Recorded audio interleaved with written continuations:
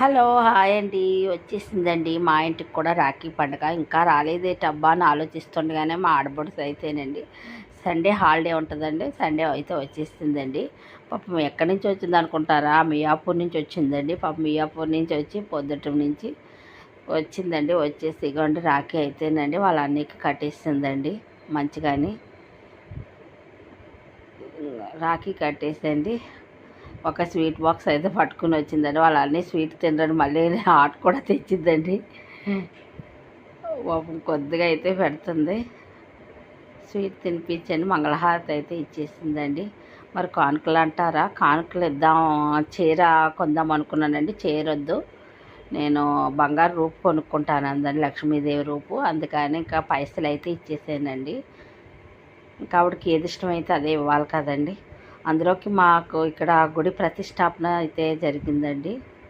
విగ్రహ ప్రతిష్టాపన పోచమ్మ తల్లిది. ఇంకెలాగానే ఇంకా గాజులు జాకెట్ ముక్క అయితే పెట్టేసండి.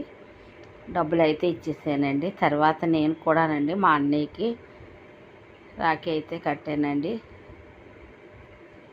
చాలా బాగా అనిపిస్తుంది కదండి. మా ఇంట్లో రాఖీ పండుగ అవ్వలేదని నిన్నంతా నాకు బాధ అనిపించింది.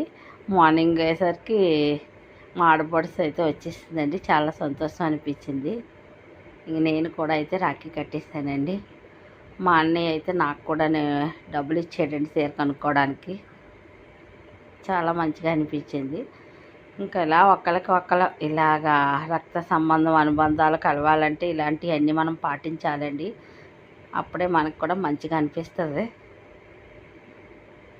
ఇలాగా రాఖీ పండుగ అయితే ఇలా జరుపుకున్నామండి మా ఇంట్లోని. ఇంకా నెక్స్ట్ ఏమంటారా, ఇంకా భోజనాలండి. మాకు ఇక్కడ ఈరోజు పర్వతపూర్లో బోనాలండి పోచమ్మ తల్లికి. మేము ముందైతే ఆషాఢంలో చేయలేదండి. గుడి ప్రతిష్టాప అయింది కదండి ఇప్పుడే. అందుకని శ్రావణంలో ఇప్పుడే వచ్చినాయండి మాకు బోనాలు. మాకైతే ఇలాగండి అయిపోయింది మాది రాఖీ పండుగ అయితే. చాలా మంచిగా అనిపిస్తుంది. వీడియో మీకు నచ్చినట్లయితే షేర్ చేసి, లైక్ చేసి, సబ్స్క్రైబ్ చేయండి.